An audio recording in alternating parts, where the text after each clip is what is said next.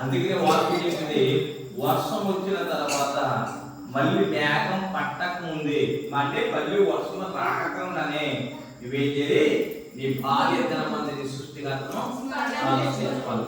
ఈరోజు చాలా మంది అమ్మ దేవుని నమ్ముకోండి అంటే ఎప్పుడంతా చెప్పిన ముసలి వాళ్ళు అయిపోయిన తర్వాత ఆ ఊగుతూ తాగుతూ దేవుడి దగ్గరికి వస్తారు. ఏమంటే భార్య దినములు ఎక్కడ ఉన్నామంటే వర్షంలో తిరుగుతున్నారు, అంటే లోకంలో తిరుగుతున్నారు, లోక ఆశలతో తిరుగుతున్నారు, లోకంలో మలినాన్ని పొందుకోవడానికి ఇష్టపడుతున్నారు.